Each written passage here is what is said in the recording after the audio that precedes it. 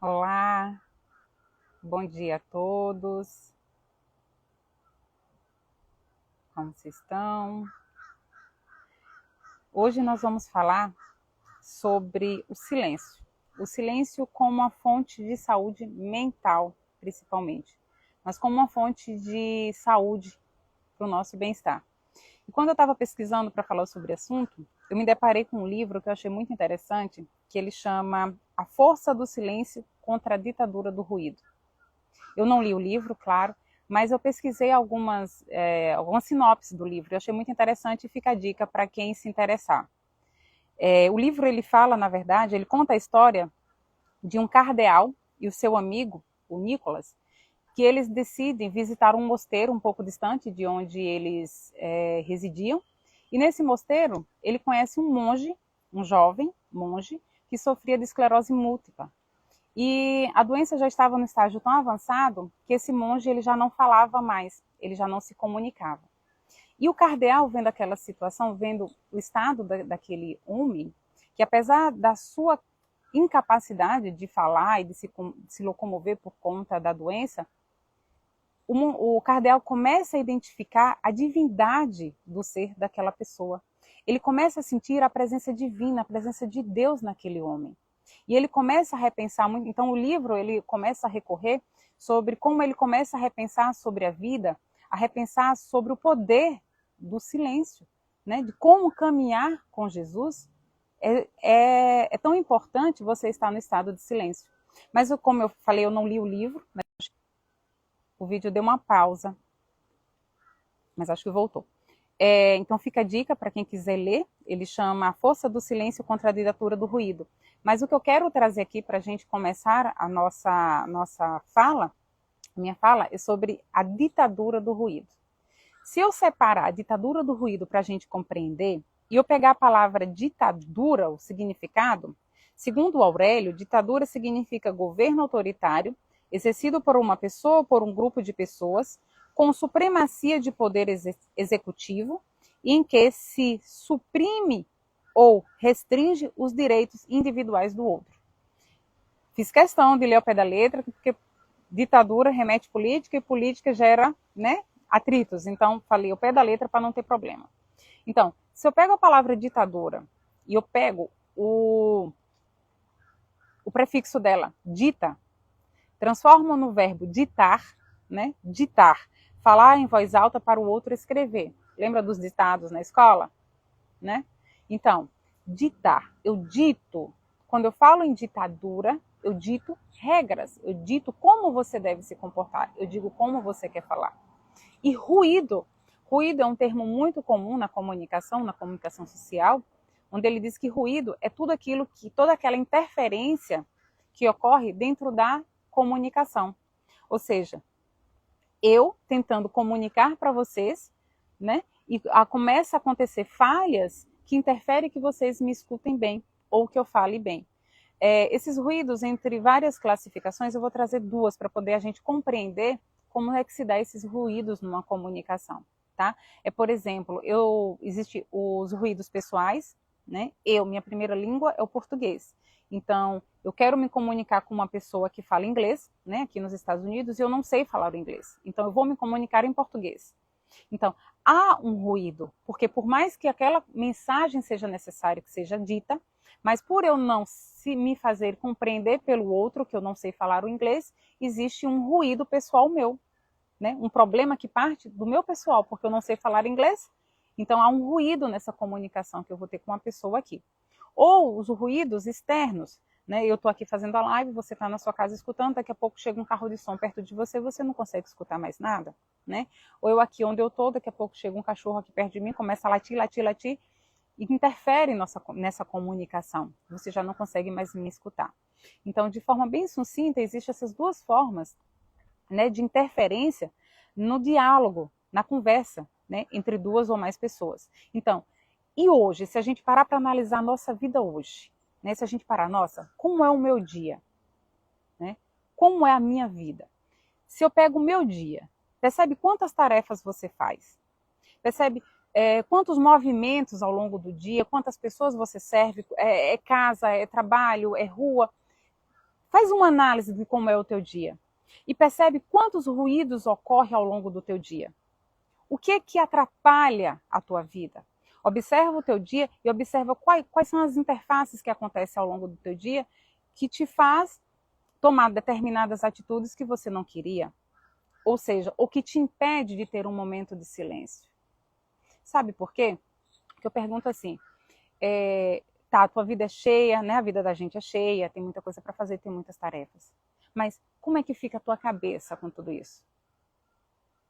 Sabe? Como é que são os teus pensamentos? Ah, Lucília, não, minha cabeça, ela é atropelada, é a 1000 por hora. Minha cabeça não para, eu não consigo, é elétrica, ela não para. A minha vida, meu dia é muito ansioso, eu sou muito ansiosa. Eu tenho picos de ansiedade ao longo do meu dia. Chega o meu almoço, eu como desesperado. Chega o lanche, eu como. Chega de noite, eu tenho que comer. Né? Então, como é a tua saúde mental ao longo dos teus dias? Como é que está a tua saúde mental?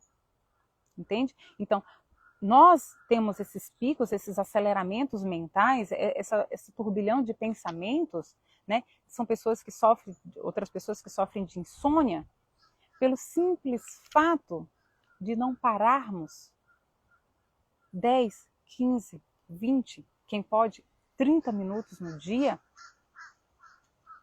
para silenciar, para fazer silêncio. Gente, o cérebro da gente é como músculo, é como o músculo do nosso corpo. Pessoas que sofrem acidentes, por exemplo, que faz cirurgia de bacia, né, de coluna, que precisa ficar longo tempo na cama, o que é que se precisa fazer para ela voltar à ativa? Reabilitação, né? Fisioterapia. Por quê? Porque os músculos meios que atrofiaram. A mesma coisa no nosso cérebro. A gente precisa estar em atividade cerebral para que o nosso cérebro não tenha estafes. Okay? Para que o nosso cérebro não tenha estafes. Para que a gente não tenha aqueles pontos de esquecimentos. A gente precisa estar em atividade. Se eu quero desenvolver meu músculo na academia, eu vou malhar, né? Eu vou pegar peso para poder desenvolver o músculo. A mesma coisa, o nosso cérebro precisa de atividades que façam ele desenvolver. Nosso cérebro precisa de desafios que façam desenvolver ele. Ele precisa disso. Ele precisa, sabe, de jogos, de caça-palavras, de coisas que estimulam o nosso cérebro. Tá? Quando a gente está numa academia malhando, que a gente muda de peso, por exemplo, que vai pegar mais peso, o que é que acontece? Os nossos músculos cansam e a gente precisa de um repouso para o músculo, para voltar a malhar. O nosso cérebro é do mesmo jeito.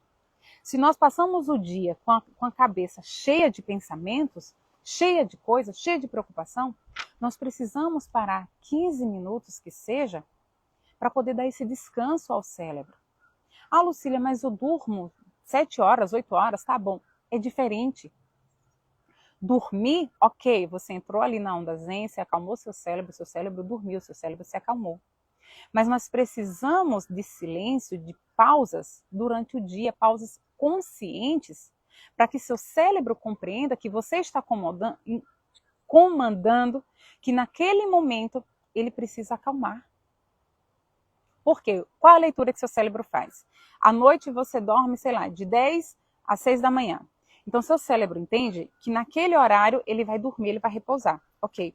Só que seu cérebro também sabe que às 8 horas da manhã que você entra no trabalho, até às 11 que você volta para casa, você não para. Seu cérebro precisa estar em picos elevados de pensamento, do que quer que seja, né? De preocupações, níveis de estresse, vamos dizer assim. Então, quando você pega 15 minutos do seu dia e fala assim, cérebro, calma, agora, sabe? Pensamentos, aquietem-se agora. Eu vou parar agora. E vocês vão ficarem quietos. É mais ou menos assim. E você apenas respira e fica em silêncio. O que é que vai acontecer com o teu cérebro? Ele realmente vai acalmar. E quando você consegue essa calmaria na tua mente, além da prevenção de doenças mentais, depressão, o próprio Alzheimer e tantas outras doenças mentais, além dessa prevenção, eu vou te trazer 3 benefícios que isso te beneficia. Um simples silêncio. 10, 15, 20, 30 minutos no dia que você conseguir se concentrar. tá? Restauração do teu cérebro.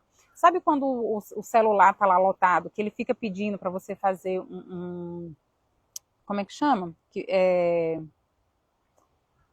Reset, para você resetar ele. Você aperta lá o botãozinho, ele fica lá quietinho, né? Repassando todo o processo dele, do celular, sabe?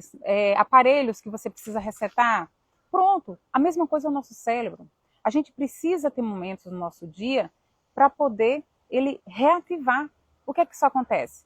Quando você dá esse descanso para aqueles pensamentos tumultuados, enlouquecidos da tua cabeça, na hora que você voltar ativa, teu cérebro vai voltar com mais clareza de decisão, com mais clareza de ideias. Por isso que nosso cérebro precisa ser restaurado. E você consegue fazer isso com silêncio. Sentimento de presença. Sentimento de presença, quando eu paro para respirar, eu estou aqui e agora. Eu não estou no futuro, ansiosa. Eu não estou no passado, deprimida. Por quê? Meu futuro não existe, meu passado também não existe, só existe o agora. Então, eu trago o meu cérebro, eu trago a minha mente, as minhas capacidades mentais para o meu aqui e agora. O que eu tenho que fazer agora. O que eu preciso resolver agora. E o outro fator, intuição aumentada. Quando eu consigo me silenciar, quando eu consigo me acalmar, eu dou voz, vez, ouvidos à minha intuição. Intuição, para mim, é a resposta assertiva de todos os nossos problemas, de todas as nossas ações. Nossa intuição. Nossa intuição nada mais é do que a voz de Deus nos ajudando a lidar com determinada situação quando nós pedimos. Se em tua oração você pede sabedoria e discernimento a Deus para tomar uma decisão, você acha que no dia corrido, com tanto ruído, né, de comunicação, né, com tanto ruído, com tanta bagunça, com tanto corre-corre, que hora é que tu vai escutar Deus falando com você? Que hora é que você vai prestar atenção nas entrelinhas que Deus está querendo te mostrar? Deixa eu só. Compreende? Então, o silêncio se faz necessário. Melhora a nossa mente, melhora as nossas ideias. Ajuda a aguçar a nossa intuição. Faz a gente se escutar. Faz a gente tomar decisões assertivas. A gente não toma decisão por impulso, não. A gente para, respira, reflete. Já sei o que eu vou fazer. Reflete não, né? Reflete. Ah, sumiu a palavra. Desculpa. Refletir, né? Refletir. Desculpa. A gente faz reflexão, né? Sobre aquele estado de presença, sobre o que a gente precisa fazer. Tá bom? Então, eu trago aqui a importância, sim, a meditação. O que eu sugiro realmente nesses momentos de silêncio é realmente fazer uma meditação. São respirações conscientes, focar na respiração. Quem quiser coloca um som, coloca uma música, mas pode ser feito em qualquer lugar, gente. Até no trabalho, sabe? 10 minutos que eu tenho de folga, 15 minutos, em vez de eu perder tempo no ruído do celular, que o celular é um ruído, sim, que interfere na minha comunicação com Deus, na minha comunicação até com as pessoas perto de mim, porque eu estou ali também me comunicando, né? Aquieta o celular, faz 10 minutos de pausa, de respiração, sabe? Para poder retomar o dia. Qualquer hora do dia, de manhã, de tarde, faz isso. Entende? É muito importante. E aí eu trago que o silêncio também, ele nos traz a sabedoria. É através do silêncio que a gente traça o nosso caminho à sabedoria. E aí na Bíblia, em Provérbios, tem vários capítulos que falam da sabedoria. Capítulo 11, 3, 17, 18, todos falam sobre sabedoria. Mas eu decidi trazer uma máxima de Jesus Cristo, eu falo em máxima porque é muito conhecida entre todos nós. Tá? Onde Jesus Cristo fala o seguinte: raça de víboras, como podem vocês que são maus dizer coisas boas, pois a boca fala do que está cheio o coração. Mateus 12, 34. Quando eu pratico o silêncio na minha vida, eu consigo olhar para dentro. Quando eu consigo olhar para dentro, eu consigo analisar, eu consigo ver o que está dentro de mim que me faz ter certas atitudes. Se você é aquela pessoa, tem gente assim que não consegue ter convívio com mãe, com os pais. Eu não dou mais conta, eu não dou mais conta da minha mãe, eu não tenho mais paciência. A gente começa a falar, a gente começa a discutir, né? Eu não consigo mais com minha mãe. Espera aí. Faz um pouco de silêncio. Olha para dentro de você e pergunta: o que é que tem aí no meu coração que eu não consigo me entender com minha mãe? Quais são os ressentimentos que eu guardo da minha mãe? Qual é a mágoa que eu guardo da minha mãe? Qual é o ódio que eu nutro por algum determinado momento? Que nada, minha mãe é maravilhosa, Lucília. Não, busca dentro, busca. Tem algum sentimento aí dentro que está preso, que você ainda não conhece. Gente, a boca fala o que o coração está cheio. Se eu guardo raiva, rancor, ódio, uma pessoa fez alguma coisa ruim comigo, eu guardo um ódio mortal dessa pessoa até hoje, isso já se passaram, 20 anos e eu ainda continuo com aquela raiva, qualquer momento no meu dia, eu vou explodir aquela raiva em alguém. Seja no trânsito, porque alguém buzinou atrás de mim e eu vou também com fúria para cima de você com tudo. O que é que você guarda no teu coração que a qualquer momento você está pondo para fora? Não, Lucília, eu sou assim mesmo, eu sou nervosa, eu sou estressada, é meu jeito. O que é que tem dentro do teu coração que te faz ser assim? Não é normal ser estressado. Sabe, não é correto, não é certo. As pessoas não são obrigadas a conviver com você o tempo todo brigando, esbravejando ou reclamando. O que tem dentro de você? Quais são os sentimentos que você guarda? E tenta limpar o que você guarda. Sabe por quê? Provérbios 12, 18 fala o seguinte: há palavras que ferem com espada, mas a língua dos sábios traz a cura. Quem você quer ser na vida?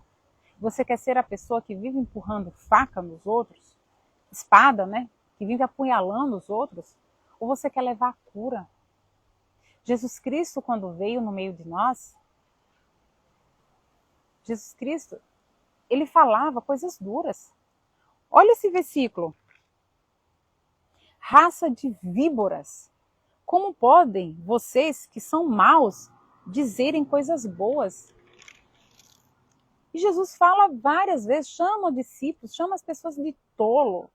Jesus fala, chama as pessoas de, quer ver, outro, de insensatos, pessoas tolas.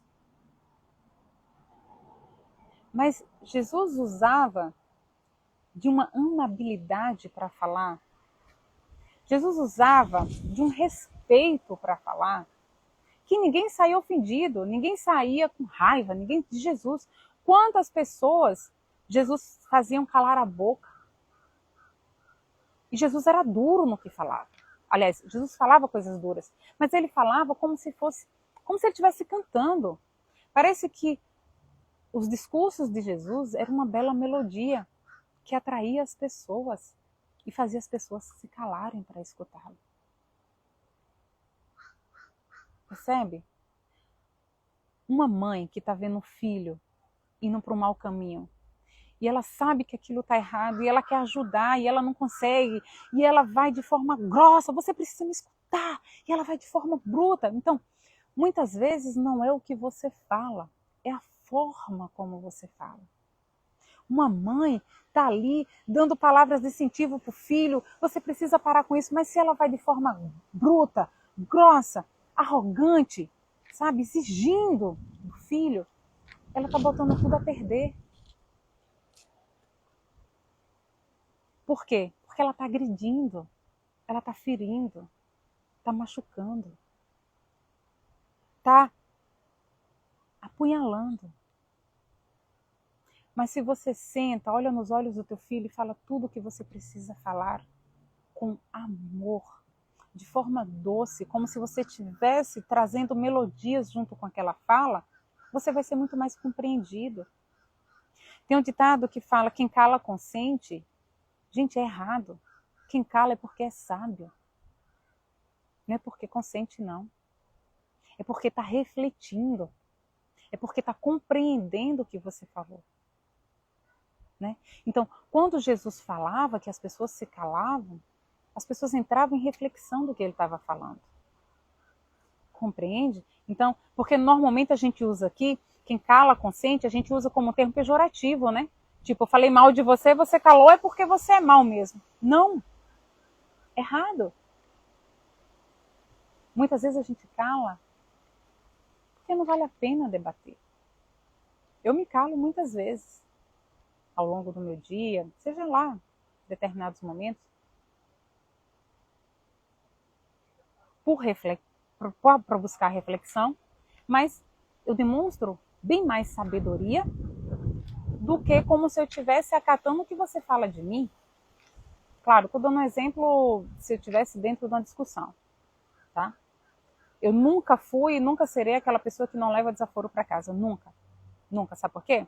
Eu não compro o seu desaforo, eu não recebo o seu desaforo. Então, entende o poder do silêncio?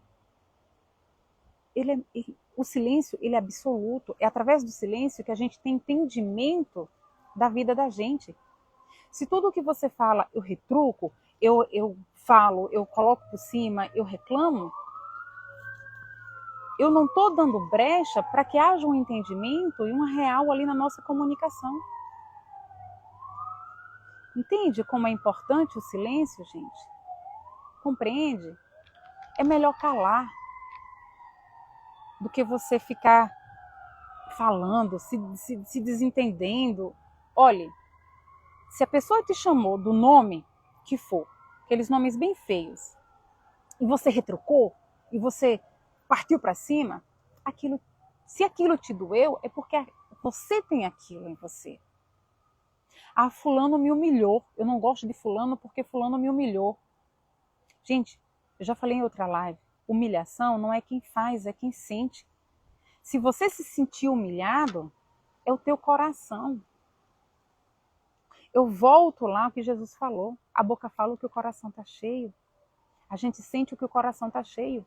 O que você escolhe nutrir no teu coração? O que você nutre no teu coração é o que a boca vai falar. Se eu nutro coisas ruins, raiva, ódio, rancor, eu só tenho espadas para pôr para fora. Punhais para pôr para fora. Mas, se eu só nutro coisas boas no meu coração, se eu faço uso da minha sabedoria, se eu faço uso da sabedoria do silêncio, da virtude do silêncio, eu aumento a minha intuição, eu ajudo o meu cérebro a pensar melhor, a clarear a mente. O que mais eu faço? Com o silêncio, sentimento de presença, eu estou aqui agora. Eu não tenho probabilidade de entrar em depressão ou viver uma pessoa ansiosa porque eu estou aqui agora. Tudo pelo dom do silêncio. E tudo isso olhando para dentro, melhorando o meu coração. A partir do momento que eu faço esse processo na minha vida,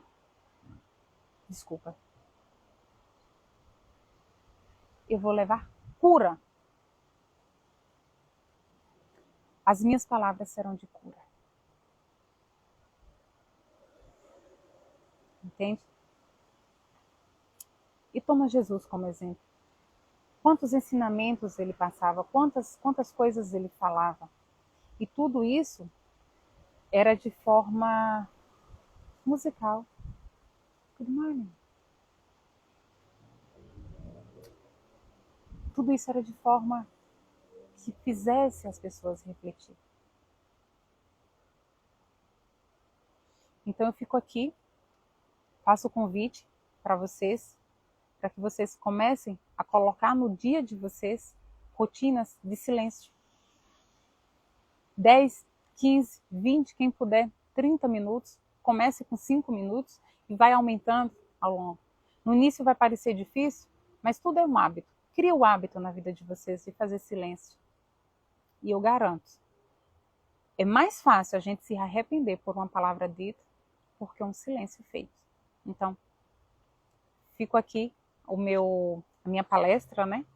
sobre o poder do silêncio, sobre a virtude do silêncio, mais como saúde mental. E eu queria convidar vocês agora para a gente fazer uma prece, um minuto de oração com Jesus Cristo, para que Jesus Cristo venha banhar a nossa vida com bênçãos, com muito amor, com muito carinho e respeito. Então, convido vocês a relaxarem, a ficar tranquilos nesse momento, onde vocês estão, soltar as pernas, os braços, fazer um minuto de silêncio. Respira, faz respiração consciente. 10 respirações conscientes, se você conseguir fazer, você já tem um ganho gigantesco no teu dia. Respiração consciente, você inspira, conta até 4 e solta. A expiração ela é mais longa do que a inspiração, tá? Faça isso 10 vezes, 15, 20, quantas vezes você puder, e vá acalmando. Você vê quantos milagres você faz na tua vida. E nesse momento,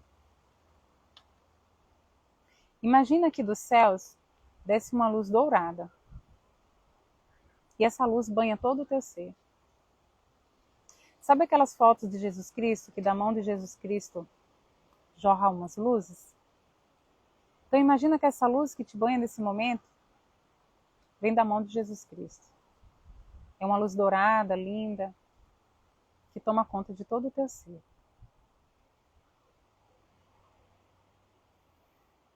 E nesse momento, eu falo para você, expõe para Jesus a tua dificuldade nesse momento.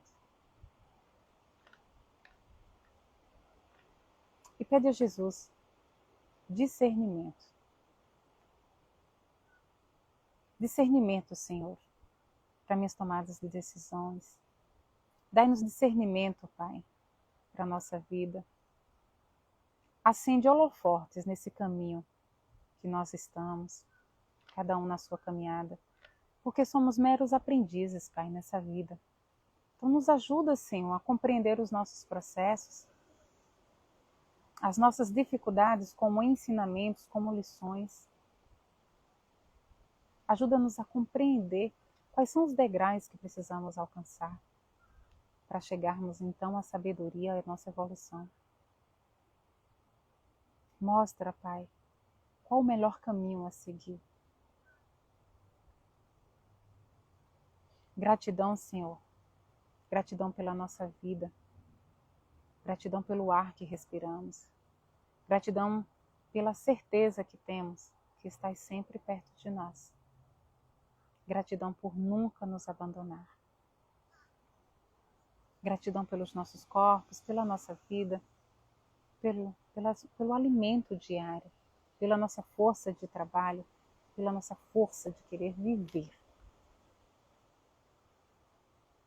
Gratidão, Pai amado, por tudo que existe na nossa vida hoje. Eu convido todos agora para a gente fazer um Pai Nosso. Eu aproveito esse momento em ação de graças para minha tia Ju, que ela completou ontem 90 anos de vida, 90 anos muito bem vividos, muita saúde, muita paz para a tia Ju nesse momento, muita proteção divina nesse momento. Então eu trago também, vou fazer o Pai Nosso também, em intenção da minha tia e de tantos outros aniversariantes de hoje. Eu convido vocês para rezarem comigo. Pai nosso que estais nos céus, santificado seja o vosso nome, venha a nós o vosso reino, seja feita a vossa vontade, assim na terra como no céu. O pão nosso de cada dia nos dai hoje, perdoai as nossas ofensas, assim como nós perdoamos a quem nos tem ofendido, e não nos deixeis, Senhor, cair em tentação, mas livrai-nos sempre de todo o mal. Que assim seja, assim é. Graças a Deus. Um beijo, tia Ju, que vai me assistir. Um cheiro bem grande. Ela pediu, ela, Lu, reza por mim. Tá, eu rezo sim, minha tia, não se preocupe. Um abraço bem forte para você que ficou comigo até aqui. Obrigado. Gratidão por ter me ouvido. E eu espero que tenha feito diferença na tua vida. Que nosso Senhor tenha tocado o teu coração. Que Jesus Cristo tenha feito milagres na tua vida nesse momento. Gratidão, Senhor. Gratidão a você. Tenha um excelente final de semana. E um abraço meu.